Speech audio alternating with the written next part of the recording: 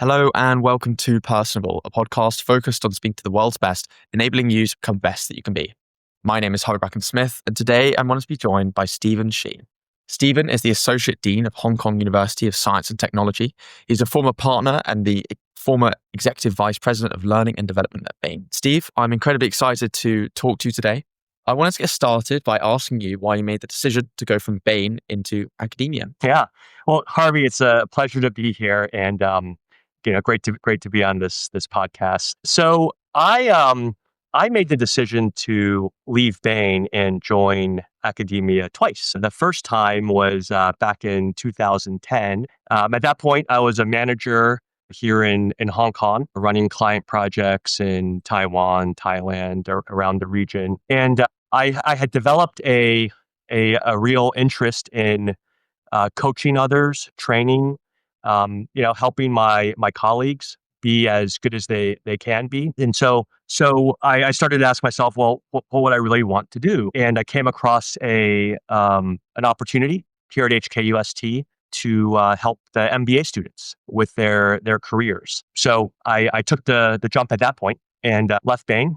I came here to Clearwater Bay in Hong Kong, worked with the students for a couple years, had a great time, learned a ton, built a lot of great relationships, friendships, and really got to know the school, and then had an opportunity to go back to Bain. And I decided to take that one because, I was walking through a mall in Hong Kong, Pacific Place, and I ran into Bain's Asia Pacific Managing Director at the time. And, we started talking, and a few meetings later, I decided to go and accept a move to Beijing to help grow the office there. And I was very keen to spend time living and working in Beijing in mainland China. I had studied there in the past on some academic study, but I really wanted to not just fly into China to do business, but to live there, work there. My wife was up for it as well. So thankfully she was fully supportive.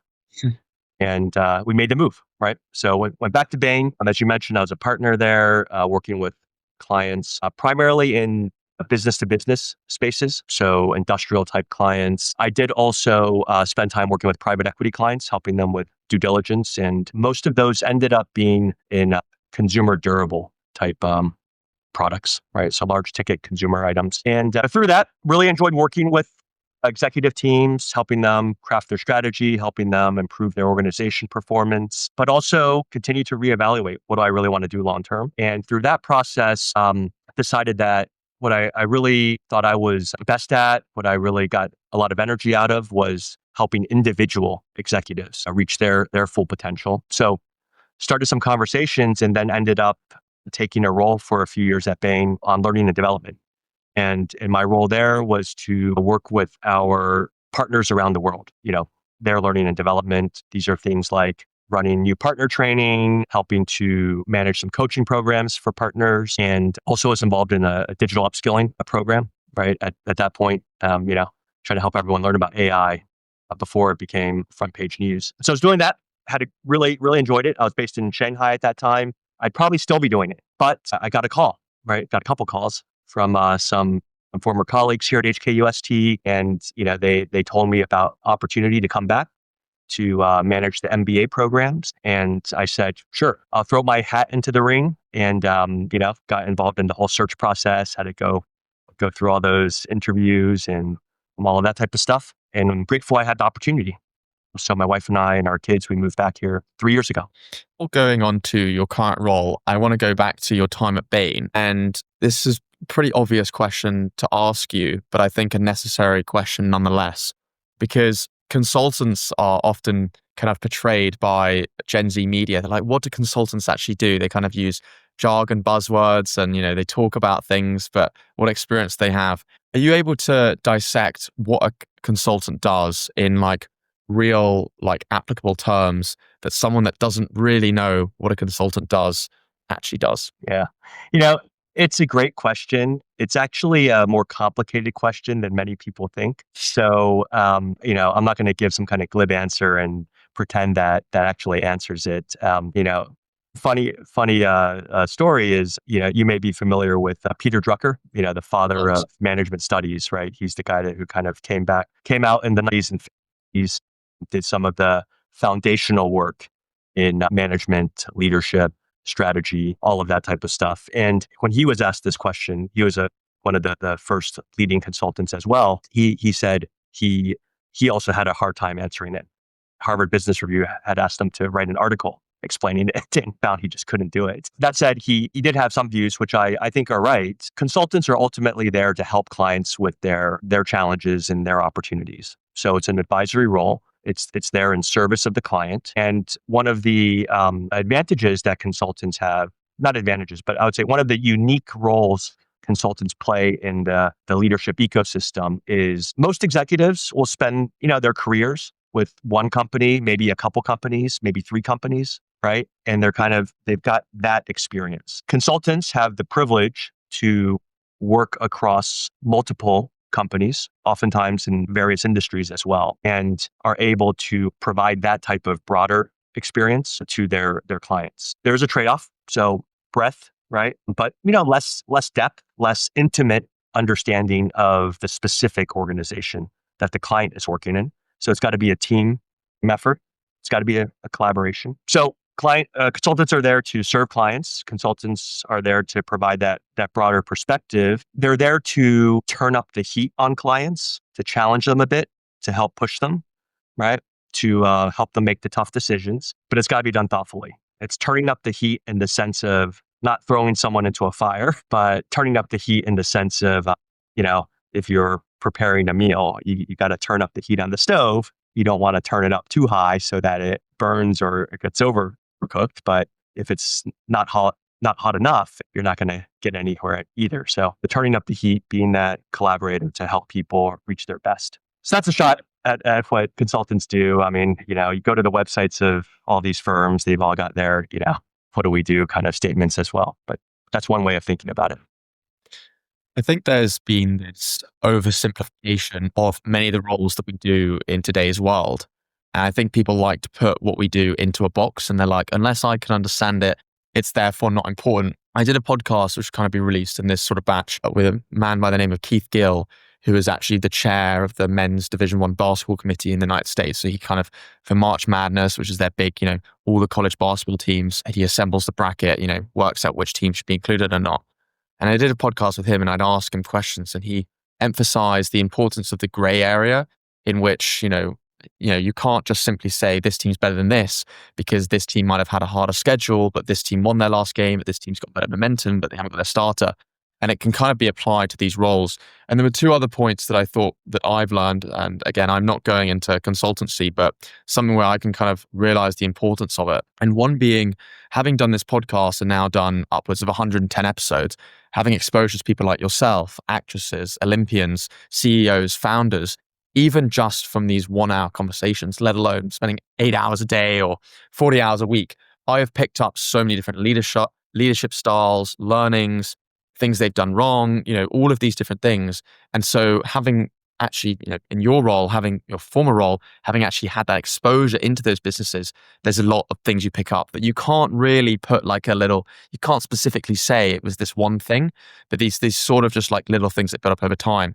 And the last thing I was going to say, and I've said this point a lot recently, is it's not just about climbing the mountaintop. So in a business, it's not just about more revenue or, more sales or whatever it can be, but it's also choosing the right mountaintop to climb. And I feel like a lot of executives they're so in the weeds of what their business does, whereas you guys can kind of have a bird's eye view on what's going on and offer some much needed perspective. Yeah, I think those are some great insights from Harvey. And that point about what mountaintop to climb is often the foundational one that people forget and skip, right? And it's just sort of, that's the mountain closest, let me go climb it. With regard to learning and development, you mentioned you were very focused on AI before it's become this front page news enormous thing. I have kind of found, so I recruited for sales and trading. So in undergraduate, a lot of the kind of like key industries that people go to from a top school are like, investment banking, sales and trading, private wealth management, consulting, pre-law,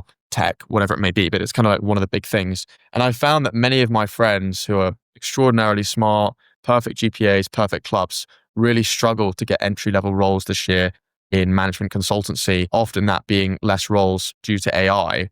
You mentioned this kind of like need to your own personal goals wanting to help train the next generation of talent, in your case, executives, but even going to more junior level, how can consultancy firms go about training and building up their next generation of talent when many of the junior roles are going to be replaced by or automated by AI? Yeah, well, that is a $1 million question, Harvey, and it's one that I suspect different firms will end up adopting different strategies. I think there will be a sort of harvest strategy that some professional service firms adopt, and if the senior leadership, the partnership, they may say, look, we can reduce our costs, and right, we can use technology to deliver these client outcomes, and maybe that'll work for a while until they realize that they haven't developed that next generation. So I think consulting firms need to be more intentional than ever about their talent management, their talent leadership pipeline, so to speak. And it's going to be something that a firm that wants to sustain itself over time will have to actively say, well, how many people do we want to bring in at different levels? What kind of opportunities do we want to give them? How can they get involved and help? And so that's the big picture. I'm not convinced, though, that I have seen some people talk about, consulting firms are going to move away from a pyramid structure and much more to like some type of, funnel, or even like a reverse pyramid. I'm not convinced that's going to be the case. I think there is still a role for, bright, hardworking, creative young people to collaborate with clients, to collaborate with the technology tools, and to work in teams with their senior partners. I think there's still a role for that. It is interesting to hear what you're saying about kind of the campus environment. I was in a discussion just recently. It's also going to be on. I'm also a podcast host, Harvey, on a podcast that I'll be releasing in a couple weeks, where I speak with Keith Bevins, who is the global head of consultant recruiting at Bain & Company. And we talk a bit about this. So in that conversation, he tells me that they're still active hiring at the MBA level. I actually want to move on to something else that's kind of closely related, and maybe I'll ask two questions in one that kind of relates the same, because I feel like now more than ever, particularly in this AI era, executives, and I'm still kind of focused on Bain, but we're going to just kind of transition into the work that you do now. I feel like executives and everyone really is such a big reversal. It's like the industrial revolution, right? Technological revolution. Everyone is kind of having to do work now in order to prepare themselves for roles that don't yet exist, right? Like you've kind of seen this in the past when, like I could say, go work at a bank and then go into private equity or something like that. But that's kind of a path that's already been set in stone. But now we don't know what roles are going to happen. So on that point, I'd be curious in the role that you're in now and the years that have kind of led up to this, where you're interested in learning and development, you're interested in the next wave of executives that are being created. What skills should they be developing now to enable them to be best prepared for the future? And what is your own personal North Star in terms of training the next level of executives? Yeah. AI is like you were mentioning, a general purpose technology, right? This is going to transform a lot of our life. I think it will take longer. So I'm on the camp that kind of says it's going to take longer to actually, implement, transition, all of that. But I do think it will have an impact. In terms of jobs and skills, it's always been difficult to predict the future in terms of careers and jobs, right? Even, I don't know, 20 years ago, 30 years ago, right? No one knew about being a creator like this, right? Or an influencer, or right. These are all new things as well. So I really believe that preparing for jobs in the future, it is developing the more general, both cognitive as well as interpersonal capabilities and skills. And a lot of it's also about mindsets, which I think you talk about in your different podcasts and conversations as well. Kind of growth mindset, being willing to learn, taking initiative. All of these things are what make for not just a good kind of employee or colleague, but also for someone that can be an entrepreneur, the future of work. So I think with more agents in the future, more AI agents, what it's going to essentially mean is that more people earlier in their career will need to think and act like executives. Right? You're going to have to manage teams earlier in your career. The teams will be AI agents, but you're going to have that intellectual capacity to direct the work of multiple agents. And then you're going to be working with people that are also doing that. So it'll be like a conversation between two C-suite executives. What happens today, right? A chief of supply chain talking with a chief of marketing. That kind of conversation, that kind of collaboration is what more and more people will need to do earlier and earlier. How do you prepare for that?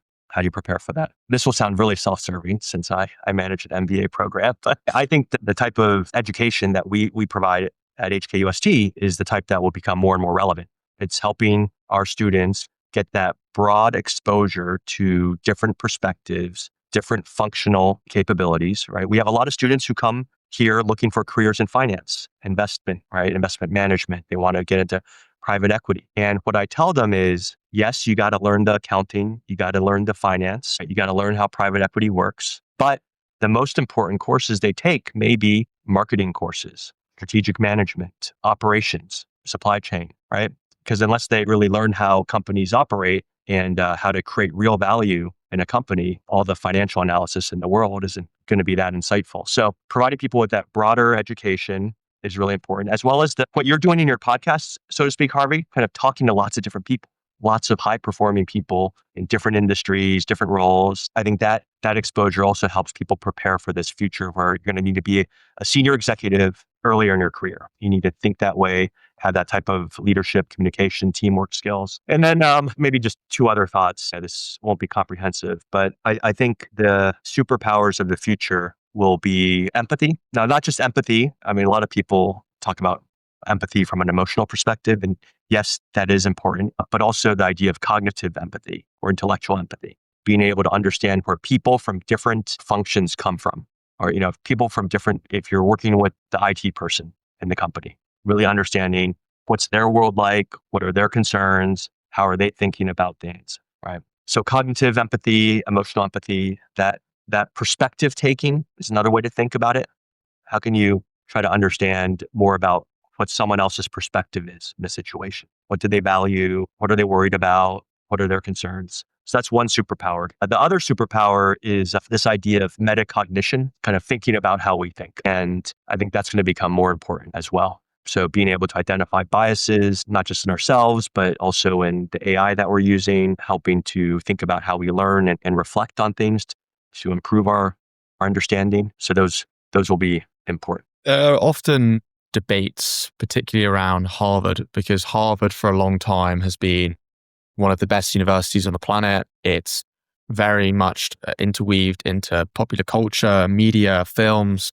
And so a lot of people look to Harvard as sort of a trailblazer as a university in terms of, they've even, I would argue, have gone too far politically because they've become such a force that, people look to them for everything. Whereas, sometimes you've just got to be a good education provider. But with that point, a lot of the reason I mention Harvard is there've been a lot of debates about how they grade things, because Harvard, as well as a lot of other top schools, have grade inflation. So the actual students of the university, a lot of them have pretty high grades. And whereas I know that when you go to Harvard, the key thing isn't actually, of course, the academics are important, but the actual main importance is who you meet. It's the alumni. It's, the things you do at Harvard aside from simply just the academics. It's the things outside of it that enrich your perspectives and make you even more prepared for what you're doing. This is particularly at undergrad level. It might be different for postgrad. But the reason I say that is Harvard wouldn't be as special if they didn't go about getting some of the brightest people in America and beyond. And so it'd be similar for an MBA program. If the people there weren't some of the brightest, the smartest, the most ambitious, it wouldn't make the program as special. So on that point, you've spoken a lot about, the different programs that you offer at your university with regard to, knowing how to do the financials, but also to know the supply chain.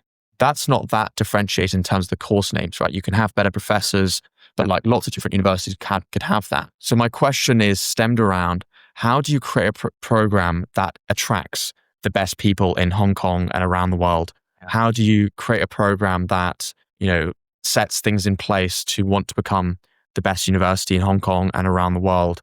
What are you doing that differentiates you from the other universities around the world? Feel free to answer that question. And if you've got any It's a great question, right? Back to the point you had made earlier about kind of which mountain to climb, right? So, look, there's a lot of great universities around the world, a lot of great MBA programs around the world. So in my mind, it's not about being the best, right?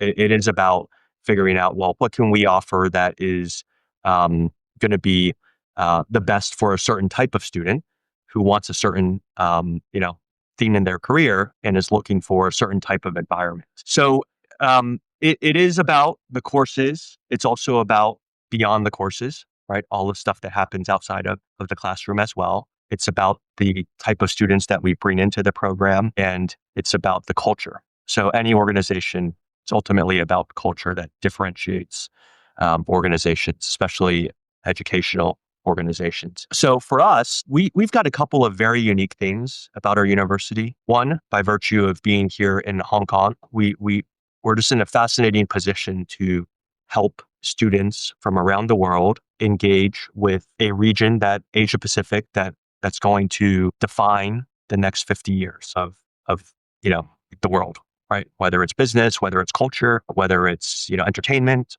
all of these things, right?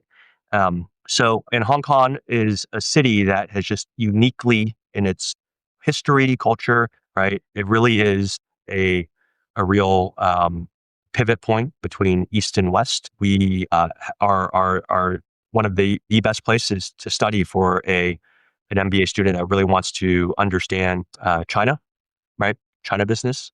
And on the flip side, we also have a lot of wonderful students, highly talented students from China, who we help them to, play a role where they can help companies from China enter other markets around the world, to think about international business. So that's kind of our role, the super connector role.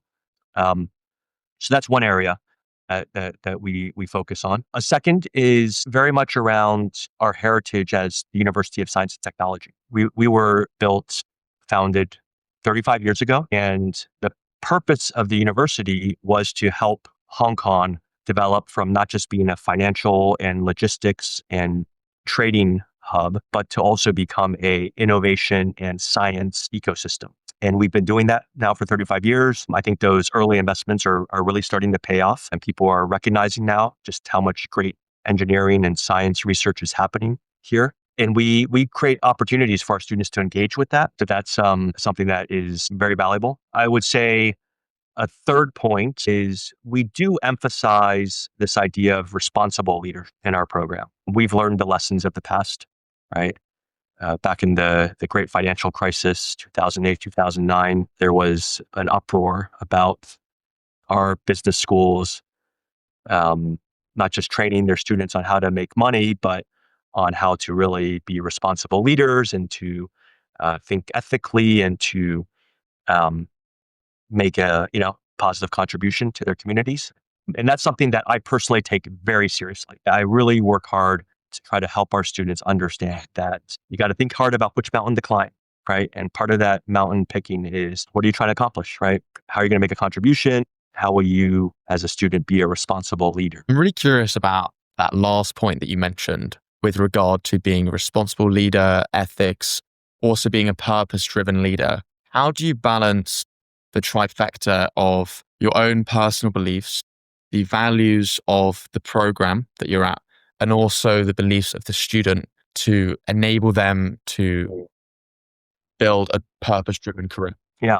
Well, so it's about, I think about environment and culture, right? Those are the kind of words I think about, because you can't prescribe things for me.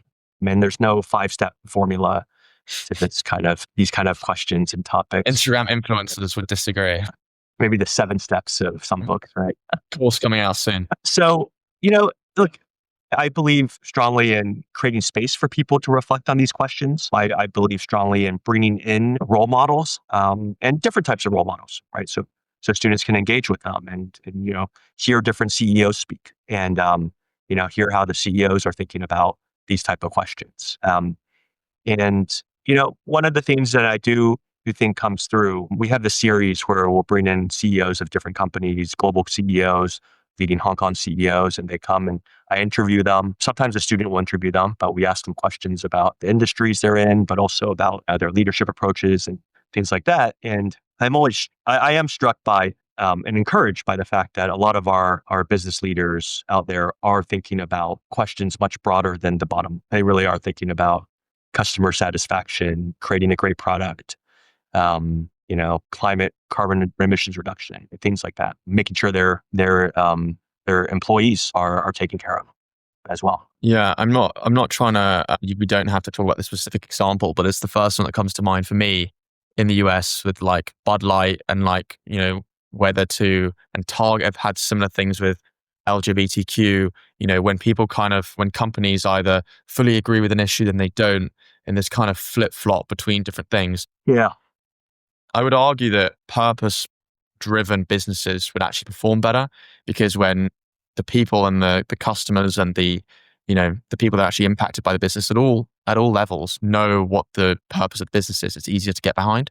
And I really think what you're saying, I get behind it, the purpose-built things, because something that I was thinking about the other day is I don't think morals are things that people see when you're kind of held accountable. So for example, like, let's say I trip up my younger brother and my parents see and I say sorry. I'm not really like, there's no real, that's not really how I was going to act morally independent. But what happens when you have executives from a school like yourselves or like Duke University, a lot of these leaders are going to run the biggest organizations on the planet. Unless they have a Bain consultant, there's no one slapping them on the wrist and there's no one saying, do or don't do this. And so I think it's imperative to train people to have a sense of purpose, responsibility, ethical code, because there is a point at which you're not, of course, you want people to be ethical, but not everyone is. So it's really important to instill those values into people, or at least encourage them to make more ethical decisions so that when no one is watching me, I am not going to trip up my younger brother. That's right. Yeah. And that when no one is watching is a big part of it. And yeah, look, it is all of that, Harvey. I think, right.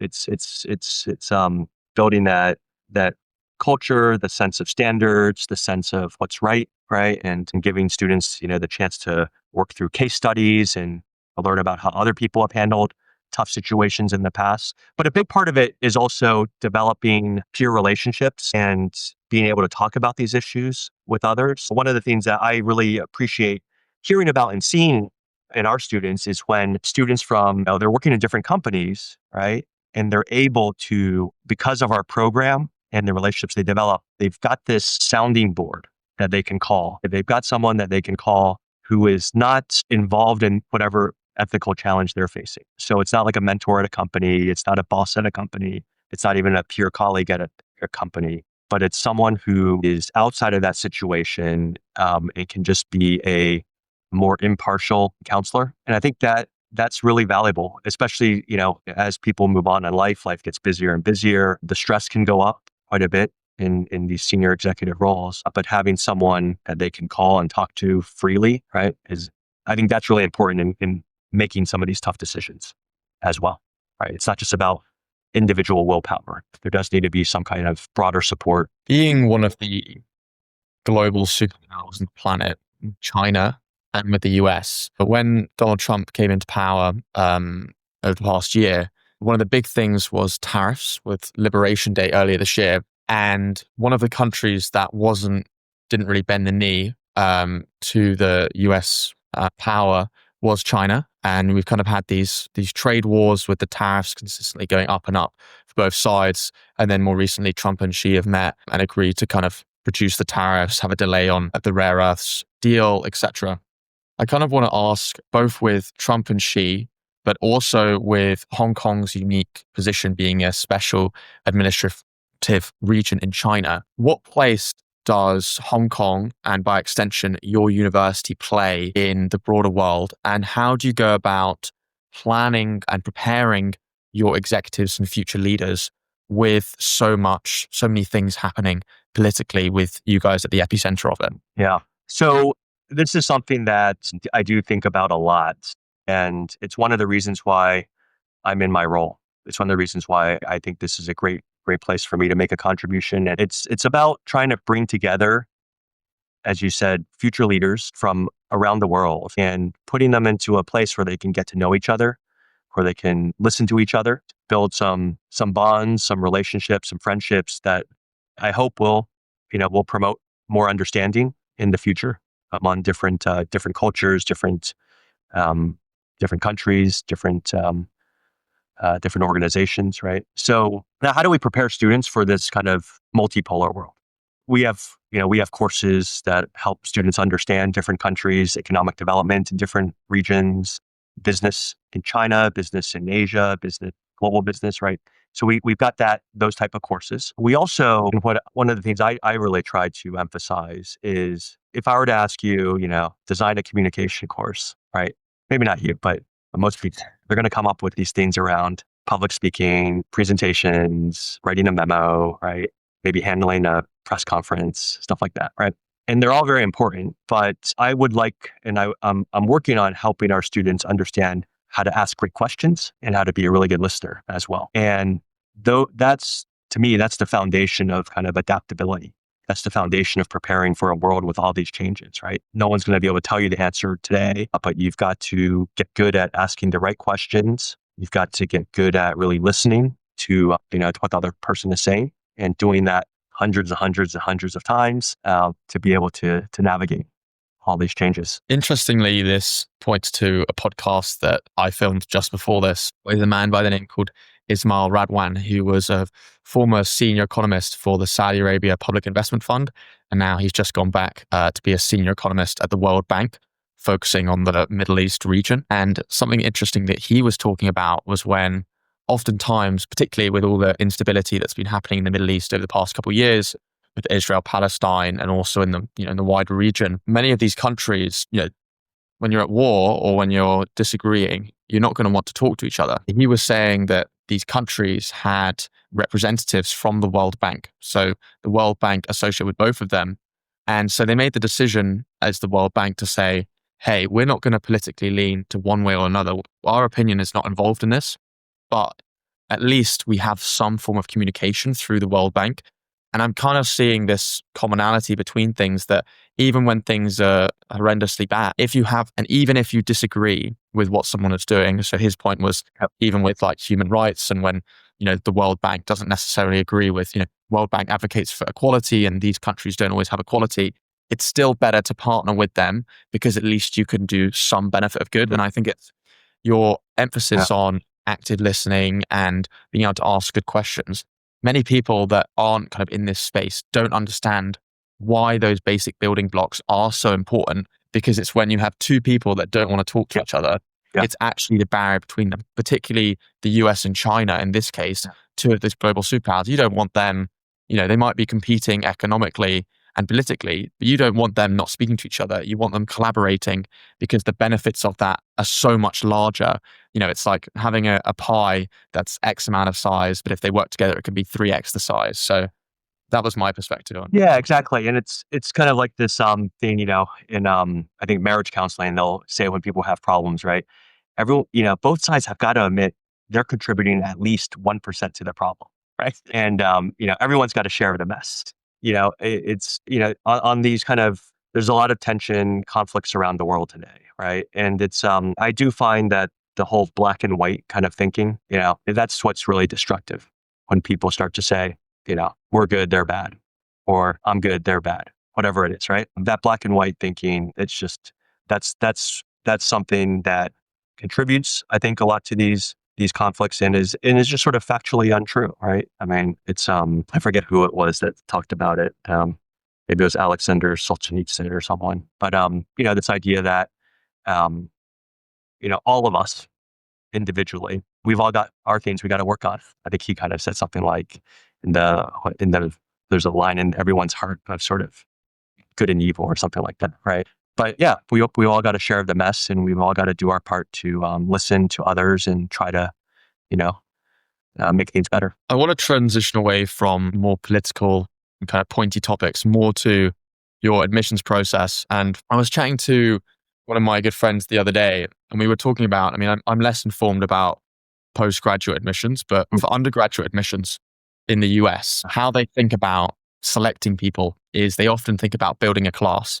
So if at Duke, for example, if you've got about 1,500, 1,800 kids, they'll say, okay, so 50 to 100 of these kids are going to be in the football team. 10 are going to be in the basketball team. 30 are going to be in the orchestra. We need, 20 people for the robotics club, whatever. And what that does is it builds up these people who have these spikes. So for example, a spike of mine was I ran this society program. So, similar to this podcast, I spoke to, it's kind of similar to the program as well. You have at your university, I invited in world famous speakers, CEOs and founders of companies, top investment bankers, etc.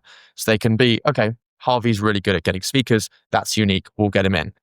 Jeff is really good at, he's the best violin player in the world, we'll get him in. And what my friend was saying, which I thought was a good perspective, is despite people having these spikes that make them extraordinary, it's all the other things that make them interesting. So, I'm into rugby. I like music. I like reading Shakespeare.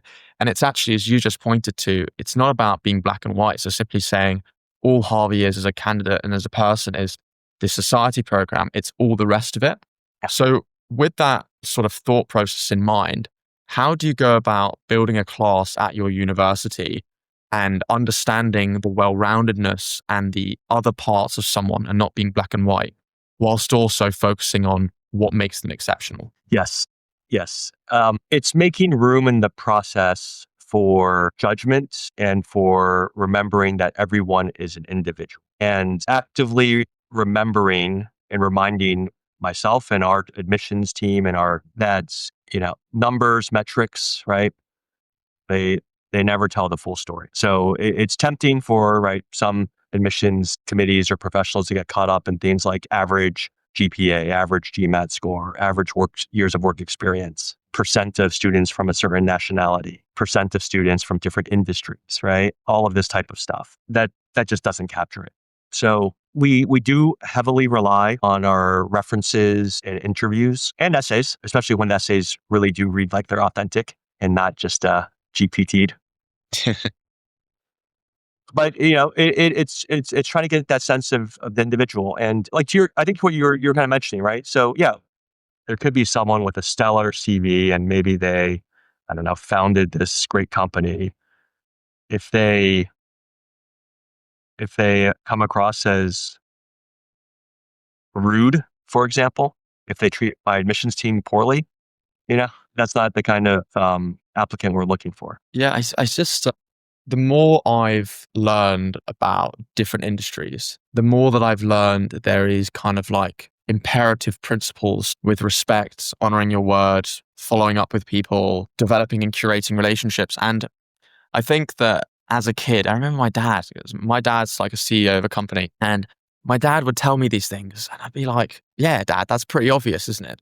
But then the more that I've kind of got older, the more you realize that most people don't uphold these things. And so when you find someone that does, it creates this extra level of respect. And I've thought about why a lot of people don't do these things. And I'd be interested in hearing your answer. But my response is that I think all of these things take discipline, it takes respect, it takes integrity. And it's often easier not to send that email, easier not to follow up, easier not to say, please, thank you. It's easier to cut someone off. It's easier just to enforce your will on someone else. And so even though it's a simple thing to conceptually understand, it's not about one-offs. It's about upholding a standard consistently when no one's watching. It's like going to the gym, right? You can work out really hard for 3 weeks, but you got to do it forever. Yeah, well, I would build on that in the sense of it's also sort of a reflection of underlying values. And one of the things that I try to remind myself in terms of values is, how do I treat everyone I meet with dignity? And that is a value for me, and it's one that I don't always live up to, but I think it's really important. And if that's sort of kind of a North Star, well then yeah, I should make sure to say thank you when they help me out. I should make sure to listen when they're talking to me and not check my phone or things like that. But the underlying values, I think, end up shaping the habits and the standards and the behaviors. When you were told about the role that you're doing now, what expectations did you have in theory about the role, and what has it actually been like in reality? Yeah. So I think with most executive roles, the person taking the role can shape how the role is done. Right. And should actually, by definition of the job, be defining the mission of the role. I came in with a real commitment to focus on helping our students develop as leaders, to develop as business professionals, and to do what I can to help them prepare for their next chapter. And I work on harnessing kind of all of the resources I've got here, the teammates I have, the colleagues, the faculty to support that mission. I have, and it's an ongoing process of communication and education and reminding stakeholders of what the mission is, right? Now there's all the other stuff, right? I gotta make sure that, you know, we're following all the proper procedures in the university, which are in place for good reasons, right? I've got to make sure that, the economics of everything work out, right? We've got bills to pay as well. And I gotta make sure that we're communicating actively to stakeholders, because if I'm not communicating actively, they're gonna, form their own kind of judgments on what matters. And in a way that can be too narrow-minded, there can be a temptation for people to worry just about things like external rankings, which, on the point about numbers trying to capture reality, right? It just doesn't, it can mislead and misguide. Yeah, I think the numbers one is a really interesting point because, and I actually think it's pretty, I don't like to use the word evil, but I'll use it in this instance, like kind of evil in the sense that I feel like people, like, what the numbers mean. I know what the numbers mean, and either they're right or they're wrong or the gray area. But we kind of understand the nuance. But there's so many people that aren't in that realm of being an employer, being a student, being an educator, being a parent, that aren't in that ecosystem, can't see how well people are doing academically, can't see how well they're being taught, can't see how well, the jobs they're getting. But they're kind of given this arbitrary number, of which many schools, particularly in the US, you can actually pay to get yourself up the ranking. And the reason that I think that can be quite damaging is you might think that one school has better employability when it doesn't. Or you might think one school is really good at teaching and it's not. But at the same time, a school that's ranked lower might actually be doing a lot better. So a great example that I think is like Columbia University. They were one of, and Penn as well, were kind of at the face of a lot of what was going on with the Israel-Palestine war. I don't think that their quality of teaching would have changed that much, but because of the overall political environment, suddenly these schools are, and I think Columbia didn't pay something correctly, but then all the students, all of the educators are negatively impacted. And so you can like, oh yeah, I'm better than you now, but it's like, that's not true. You have schools at the number 1 and schools at the number 100 getting better or worse jobs. And so I think that there needs to be a more nuanced and better way. Maybe even something like in the US when you get all the coaches together and they decide the rankings, but it might be a bit of a waste of time.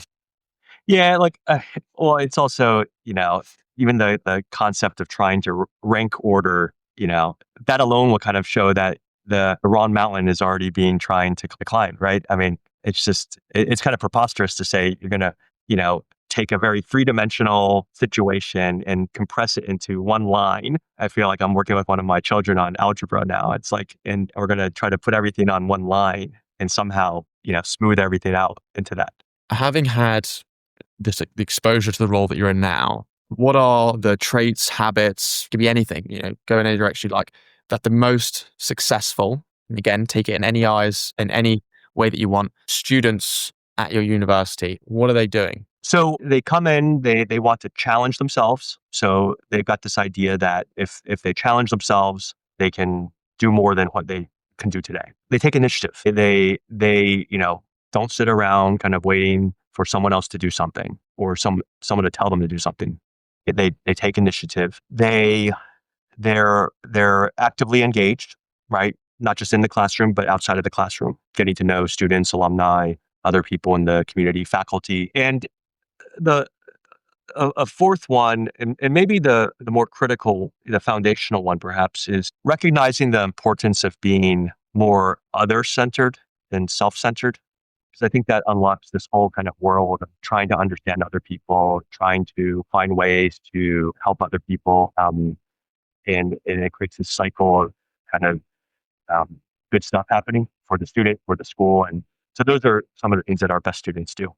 The other topic that I mentioned or that I'm going to mention, is the importance of relationships and network. And the reason I think this is such a imperative question is because it's not just something you build in school, undergrad, and postgrad, but also in the workplace and the rest of your life. What does the idea of building network and relationships mean to you? And what advice would you give as someone that's built an incredible network of how that other people can do the same? Yeah. So it's foundational. It's something that I wish I had learned earlier in my life as well. And I wish I had, prioritized it more as well. With networking, relationships, one, remembering it does come down to trust and acting in ways where you're going to always remember that everyone you work with, everyone you meet, everyone you talk with, you could see them again 5 years from now, 10 years from now, 20 years from now, right? And I think somehow, it's hard to realize that the different kind of communities and networks we live in, they end up being relatively small in a sense of that you will run into people in it, right? And so that's taking that long-term view of relationships is really important. The second is think actively about diversity of relationships.